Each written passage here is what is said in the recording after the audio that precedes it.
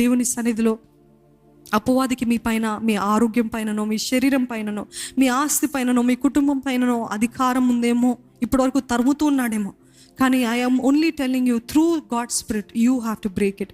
ఇప్పుడు ఇందాక అందుకే నేను చెప్పాను, దేవా ఇంకా I'm letting go, let go and let God. ఏదో ఒకసారి నాతో చెప్తారా? Let go, let God. You have to let go of yourself, let God take of yourself, let God take over yourself. నన్ను పరిపాలించేది నా పరిపాలకుడివి నీవే దేవా, నన్ను నువ్వే స్వాధీనపరచుకోయ్యా. ఇంతవరకు నేను జీవించినంత ప్రయత్నించాను, ఓడిపోయిన, విఫలము చెందాను. కానీ ఫ్రమ్ హియర్ ఆన్, ఇది మొదలుకొని దేవా నువ్వు స్వాధీనపరచుకో, నువ్వు నన్ను తీసుకో, నువ్వు నన్ను తీసుకో, నువ్వు నన్ను వాడుకో, నువ్వు నా కుటుంబాన్ని ఏర్పరచు. ఎంతమందికి ఆశ ఉందండి నా బిడ్డలు దేవుని మహిమపరచాలి? మీకు వివాహం కాలేదేమో, మీకు ఇంకా వివాహం అవ్వలేదేమో, ఇంకా అసలు మాటలే లేదేమో, కానీ నా నుండి వచ్చే బిడ్డలు, ఆ బిడ్డలు ధన్యులుగా దేవుని సేవకులుగా, అంటే సేవకులు అంటే ఇక్కడే కాదండి, డాక్టర్స్ ఉండి దేవుని సేవ చేయొచ్చు, నమ్ముతున్నారా? లాయర్స్ ఉండి దేవుని సేవ చేయొచ్చు, వ్యాపారం చేస్తూ దేవుని సేవ చేయొచ్చు, లేకపోతే ఇక్కడుండి దేవుని సేవ చేయొచ్చు, పాటలు పాడుతూ దేవుని సేవ చేయొచ్చు, ప్రార్థిస్తూ దేవుని సేవ చేయొచ్చు, పరిచర్య చేస్తూ దేవుని సేవ చేయొచ్చు. అట్లాంటి సేవకులు నా గర్భంలో నుండి, నా బిడ్డలో నుండి రావాలి అన్నవారు ఉన్నట్లయితే హల్లెలూయా అని బిగ్గరగా చెప్తారా? హల్లెలూయా. మీ నమ్మిక చొప్పున మీకు జరుగునుగాక. ఆమేన్. దేవుడు అట్టి వారిని లేవనెత్తాలని ఆశపడు. This should be a generation that God lifts up for his glory. ఈ జనరేషన్ రోషం కలిగిన జనరేషన్ ఉండాలండి. ఈ తరము వచ్చే వారందరూ రోషముతోటి ఉన్నవారు కావాలి. ఈ అంత్య దినాల్లో we don't want any more Luke warm Christians. ఇంకా లూక్ వాము భక్తి, ఇంకా ఇటు లోకము, ఇది దేవుడు, ఇది లోకము, అది కాదు. నిజంగా రోషం కలిగిన వారు, కచ్చి కలిగిన వారు, పరిశుద్ధత కలిగిన వారు. ఈరోజు పరిశుద్ధత గురించి చెప్పాలంటే ఏదో కస్వర్డ్లాగా అయిపోయిందా బా అని అంటూ ఉంటారు. కానీ ఇక్కడ నుండి వచ్చే తరము పరిశుద్ధత ప్రయారిటీగా ఉండాలంట. హోలీనెస్ ఇస్ మై ప్రయారిటీగా చేయాలంట. వివాహంకి ముందు నేను ఎటువంటి జారత్వము చేయను, వివాహం అయిన తర్వాత ఎటువంటి వ్యభిచారము చేయను. I am holy because my God is holy. నేను పరిశుద్ధులను, ఎందుకంటే దేవుడు పరిశుద్ధుడు కాబట్టి నేను కాపాడుకుంటున్నాను, నా బిడ్డని కాపాడుకుంటే ఈ తరమంతా దేవుని సొత్తు అని ప్రకటించాలంట. ఈరోజు దేవుని సన్నిధిలో వచ్చిన ప్రతి ఒక్కరము ఎంతగా తరమబడుతున్నప్పటికీ నా అపవాది చేత, you have to raise your hands to Jesus. దేవా నీవే నా రక్షణకర్త, దేవా నీవే నా దాగు స్థలము. You don't have to fight your battle అండి. God is going to shut your enemies mouth. God is going to shut them. భూలోకము సహితము, భూగోళము సహితము తెరిచి దేవుడు ఏం చేస్తాడంటే మీ శత్రుల్ని దానిలో వేసేస్తాడంట.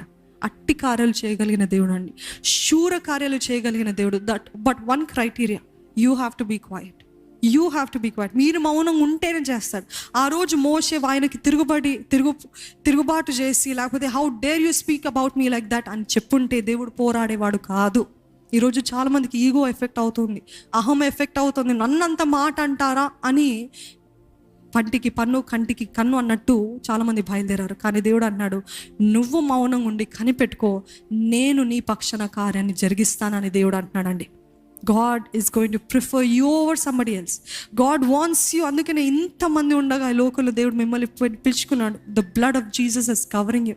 దేవుని రక్తం, యేసే రక్తం మిమ్మల్ని కప్పింది. దేవుని రక్తం ద్వారా మనం అందరము నీతిమంతులుగా పిలువబడ్డాం, అభిషక్తులుగా పిలువబడ్డాం. ఈరోజు దేవుడు అంటున్నాడు, I have chosen you, I have chosen you. You are going on running, you're going on running. ఎంతసేపు పరిగెత్తుతానే అన్నావు, కానీ దేవుడు అంటున్నాడు, నేను నిన్ను కాపాడుతాను, నేను నిన్ను భద్రపరుస్తాను, నేను నిన్ను తీసుకుంటాను. ఏ రీతి అయితే నీటి వాగుల నీరు తాగిన వెంటనే దుప్పి ఏ రీతి అయితే రిఫ్రెష్ అయిందో, మరలా ప్రాణం పోసినట్టు అయిందో, అదే రీతిగా I will give you new life అంటారు శాస్త్రులు, అంటారు scientist. And it's a proven fact ఏంటిదంటే, we can go without food for how many days? 21 days. ఆహారం లేకుండా 21 రోజులు వెళ్ళొచ్చంట. కానీ నీరు లేకపోతే ఒక్క రోజు కూడా మనం బ్రతకలేమంట. అంటే దేవుడు అంటున్నాడు, దేవుడే మనకి నీరు. నమ్ముతున్నారా? జీవ జలపు ఊటలు ఇచ్చేది ఎవరండి? నేనే అన్నాడు. నా దగ్గర ఉన్న జీవ జలపు ఊటలు అన్నాడు యేసయ్య. ఈరోజు మీరు లోకానుసరమైనవి వెతుకుతున్నప్పుడు అవన్నీ పొందుకుంటారు. Yes, you will receive it all symbolises to food. ఒకవేళ ఆహారము ఇది ఉంటే నేను బ్రతుకుతాను, ఇది ఉంటే బ్రతుకుతాను, అది లేకపోయినా బ్రతకగలుగుతారు. కానీ యేసయ్య దేవుని సన్నిధి మీ జీవితంలో లేనట్లయితే మీరు బ్రతకలేరు. You cannot go one more day in your life without Jesus. అందుకనే గాడ్ పర్పస్లీ కొన్నిసార్లు మన జీవితంలో ఎటువంటి అనుమతిస్తాడు, దేవుడు అనుమతిస్తాడంట. హీ విల్ జస్ట్ పర్మిట్ అంట. ఇట్ ఈస్ నాట్ దట్ దేవుడు కీడు తెస్తాడని కాదండి, దేవుడు అనుమతిస్తాడు. ఎందుకంటే మనం ఆయన సన్నిధిలో సాష్టాంగపడి, దేవా నీవు తప్ప నాకు వేరే దిక్కు లేదా అని ఆ స్థితిలో వచ్చే వరకు దేవుడు కొన్నిసార్లు మనల్ని he makes us desperate for him. దుప్పి ఎందుకు డెస్పరేట్గా వాటర్ దగ్గరికి వస్తుందండి? ఎందుకంటే ఆ వాటర్ తాగకపోతే దాని గుండాగి చచ్చిపోతుందని దానికి తెలుసు. కాబట్టి ఆ డెస్పరేషన్ తోటి తీవ్రమైన ఆసక్తితో వాటర్ దగ్గరికి వస్తుంది. అదే రీతిగా కొన్నిసార్లు దేవుడు శత్రువుల్ని మన జీవితంలో అనుమతిస్తాడు. ఎందుకంటే ఆ శత్రువులు మనల్ని తరుముతున్నప్పుడు, ఆ శత్రువులు మనల్ని విమర్శిస్తున్నప్పుడు, ఆ శత్రువులు మనకి హాని చేసినప్పుడు మనం ఎవరి దగ్గరికి పరిగెత్తుతామంట? నీరు అంటే యేసు దగ్గరికి పరిగెత్తుతున్నప్పుడు దేవుడు అంటాడంట, నా దగ్గరికి వస్తేనే నీకు క్షేమం అని నిరూపించడానికి నేను నీకు అనుమతించాను. ఎందుకు? Why should you wait until the enemy chases us? అందుకనే దేవుడు అంటాడు, you have to be desperate for me every single day. ప్రతిరోజు ఆయన కోసం ఆసక్తి కలిగితే అంట, ఇంకా మన చుట్టూ అగ్నికంచు ఉంటుందంట, ఆయన మన చుట్టూ ప్రాకారము వేస్తాడంట, శత్రు మనల్ని ఏమీ చేయలేడంట. కానీ మన ప్రైజ్ ఆగిపోయింది, మన భక్తి చల్లారిపోయింది, మన వాక్య ధ్యానము లేదు, ప్రార్థన లేదు, కన్నీరు రావు దేవుని సన్నిధిలో. ఇవన్నీ నువ్వు చేయట్లేదు. కాబట్టి కొన్నిసార్లు నేను నీ జీవితంలో శత్రువులను అనుమతిస్తున్నాను, క్రిటిక్స్ని అనుమతిస్తున్నాను, ఛాలెంజెస్ని అనుమతిస్తున్నాను, క్వశ్చనింగ్ని అనుమతిస్తున్నాను. ఇవన్నీ పోరాటాలు ఎందుకు అనుమతిస్తున్నాను అంటే, నువ్వు నా దగ్గరికి రావాలని, నువ్వు నాలో ఉండాలని, నేనే నీకు భద్రత అని నిరూపించడానికి. I'm telling you, are you desperate for Jesus? నిజంగా దేవుని కోసం తీవ్రమైన ఆసక్తి కలిగి ఉండాలండి.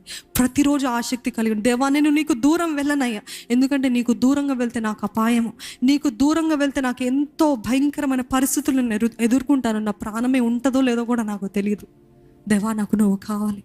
దుప్పి నీటి వాగుల కొరకు ఆశపడుతున్నట్లు, దేవా నా ప్రాణము నీ కొరకు తృష్ణ గురుచున్నదయ్యా. I'm thirsty for your presence, I'm thirsty for your love, I'm thirsty for your word Lord. ఎంతమంది నిజంగా అటువంటి ఆసక్తితో దేవుని సన్నిధికి వస్తారండి? దేవా నువ్వు మాట్లాడాలి, నీ సన్నిధిలో రోదన చేయాలి, నీ సన్నిధిలో ఏడవాలయ్యా. మన గుండెలు పగలు కొట్టుకునే సమయం, పరిస్థితులు అండి ఈరోజున్న కాలంలో, ఈరోజున్న సమయాలు. Don't say I'm happy, everything is fine, all is well. No, it is not. ఇందాక చదవం ఇర్మియా 9లో, రోదనము చేయాల్సిన సమయం ఇది. రోదనము చేయటము వారికి నేర్పించండి. అంతా బాగుంది అనుకుంటున్నారు. No, this is not the time that you think that everything is nice. శత్రు తరుముతున్నాడు, అక్కడ శత్రు మనల్ని వెంటాడుతున్నాడు వెనకాల. Don't be cornered out, don't be cornered out. యూదా గోత్రపు సింహము మీ పక్షాన నిలబడాలంటే మీరు ఆయనని గట్టి పట్టుకోవాలి. మీరు ఆయనకి దూరంగా వెళ్ళి నన్ను శత్రుని తరుముతున్నాడంటే ఆయన ఏం చేయలేడండి, ఆయన ఏం చేయలేడు. ఆయనకి సమీపంగా ఉండి ఆయన పక్షాన ఆయన దగ్గరగా ఉన్నట్లయితే ఆయన మిమ్మల్ని కాపాడగలుగుతాడు. ఈరోజు మనం ఏది చేసినా, దేవా నీలోనే మేము ఉన్నామయ్యా. ఈ ఒక్క వచనం చూసి ముగించుకుందామండి. ఎంతో చక్కటి వచనం ఉంటుంది చూడండి, అపోస్తుల కార్యము 17వ అధ్యాయము 28, Acts 17:28 ఏముంటుంది చూడండి. మనం ఆయనలో బ్రతుకుతున్నాం, మనం ఆయన యందు బ్రతుకుచున్నాము, చలించుచున్నాము, ఉనికి కలిగి ఉన్నాము. అటువలే మనం ఆయన సంతానమని మీ కవీశ్వరులలో కొందరును చెప్పుచున్నారు. అదే ఈజీ రీడ్ వర్జన్లో ఎట్లుంటుందంటే, మనం ఆయనలో బతుకుతున్నాము, ఆయనలో మన కదలికలు ఉనికి ఉన్నాయి, మనం ఆయన సంతానము. ఆమెన్. ఈరోజు ఇఫ్ వి ఇంగ్లీష్లో ఎలాగుంటుందంటే, we move and we have our being in him alone. ఈరోజు కదులుతున్నామంటే, ఈరోజు ఏదైనా చేయగలుగుతున్నాం అది ఆయన ఇచ్చిన కృపనే, ఆయనను బట్టే. ఈరోజు ఆయన లేకపోతే నేను ఏమి చేయలేనయ్యా.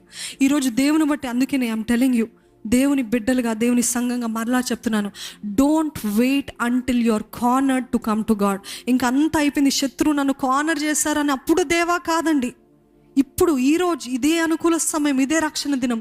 ఈరోజు నీ చేతులు చాపి, నువ్వు తప్ప నాకు దిక్కు ఎవరు లేరయ్యా, నువ్వు తప్ప నాకు ఆశ్రయంలో ఎవరు లేరయ్యా, నువ్వే అయ్యా, నువ్వే నా సమస్తం అని ప్రతిరోజు ఆ రీతిగా డెస్పరేట్గా ఉన్నట్లయితే అంట, దేవుడే మనకి కంచగా, కాపుదలుగా, ప్రాకారంగా ఉంటాడంట. శత్రు మనల్ని ఏమి చేయలేడంట. ఈరోజు బిడ్డలుగా, దేవుని బిడ్డలుగా మరలా చెప్తున్నానండి, you have to want God more than ever. ఈరోజు ఇంకా అడగాలి, దేవా నాకు ఇంకా నువ్వు కావాలి, ఇంకా వాక్య ధ్యానం, ఇంకా ప్రార్థన కావాలి. కన్నీటి ప్రార్థన నాకు నేర్పించి ఎంతకాలం అయిందండి మీరు కన్నీరు విడిచి ప్రార్థన చేసి? ఎంతకాలమైంది నిజంగా కన్నీటి ప్రార్థన గురించి చెప్పాలంటే చాలా భయం. ఎందుకంటే ఎంతోమంది అంటారు అసలు కన్నీటి ప్రార్థన it is all an act, it is all emotions, ఇదంతా భావోద్వేగాలు, ఇది కాదు, అది నిజమైనది కాదంటారు. మరి కఠినంగా ఉంటాము నిజమైన భక్త, మూర్ఖులుగా ఉంటాము నిజమైన భక్త, వెర్రివాళ్ళుగా ఉంటాము నిజమైన భక్త. దేవుడు అంటున్నాడు, నువ్వు ఎంత స్థాయిలున్నా, ఎంత సంపాదిస్తున్నా, దేవుడి ముందు నువ్వు చిన్న బిడ్డవే. దేవుడి ముందు నీ జీవితం ఆవిరి వంటిదే. You cry out in his presence. రోదన చేయటము నేర్పించండి. అది ఎంతో నన్ను ఆకట్టుకుందండి. రోదనము చేయటం నేర్పించండి. ఈరోజు దేవుడు ఆ మాట నాకు చెప్పినప్పుడు నాకు అనిపించింది ఏంటిదంటే, దేవుడు అంటున్నాడు సంఘానికి దేవుని సన్నిధిలో రోదనము చేయటము నేర్పించు. ఆటపాటలు, చెప్పట్లు, సంతోషమే కాదు, దేవుని సన్నిధిలో face down, prostrate in his presence and say, lord you alone can deliver us, lord you alone can change the circumstances, lord you alone can change the situations of this world. నువ్వు తప్ప ఇంక ఎవరు లేరయ్యా అని రోదనము చేయటము నేర్పించు వారికి. ఎంత బండ హృదయాలైన పగలు కొట్టుకోవాలి. ఆ రోజుల్లో ఏం చేసేవాళ్ళంటే, దేవుని సన్నిధిలో తగ్గించుకోవాలంటే వారి బట్టలు తీసేసి గోన పట్టలు కట్టుకునేవారు. అంటే సాక్ క్లాత్ అంటే సూచన ఏంటిదంటే, మేము రోధిస్తున్నామయ్యా, మేము బాధపడుతున్నామయ్యా, మేము పశ్చాత్తాపడు, మేము దీనులమయ్యా అని చెప్పడానికి సూచనగా వారు గోన పట్టలు కట్టుకునేవారండి. ఈరోజు దేవుడు అంటున్నాడు, ఏ బట్టలు, అందుకని అంటాడు, మీరు బట్టలు చించుకోవడం అవసరం లేదు నాకు. మీరు ఎన్ని బట్టలు చించుకొని దాంట్లో హృదయంలో మార్పు లేకపోతే వ్యర్థమే. కానీ ఏం చించుకోవాలంట? హృదయాన్ని చించుకోవాలంట. దేవుడు అంటున్నాడు, మరలా అంటున్నానండి, దేవుడు ఈరోజు వచ్చినట్లయితే మీరు సిద్ధమా? అటువంటి నిశ్చయత ఉంటేనే మీరు ఆనందంగా ఉండగలుగుతారు. ఇంత కష్టకాలంలో కూడా, ఇంత కష్ట పరిస్థితులు, how can you have Joy అని అట్లయితే, నా యేసయ్య ఈరోజు వస్తే నేను ఆయనతో పాటు కొనిపోబడతాను అని నిశ్చయిత ఉన్న వారే ఎన్ని యుద్ధాలైనా భయం లేదు, ఎన్ని బాధలైనా భయం లేదు. ప్రాణాలు మన కత్తి మన మెడదరికి వచ్చి తెచ్చి పెట్టినా నేను చంపేస్తానన్నా కానీ భయం ఉండదు, బాధ ఉండదు. ఎందుకంటే హృదయంలో ధైర్యం, నిశ్చయిత ఏంటిదంటే, నేను ఇక్కడ కళ్ళు మూసుకుంటే ఆ పరలోక రాజ్యంలో నేను కళ్ళు తెరుస్తానని నిశ్చయత అంట. హల్లెలూయా.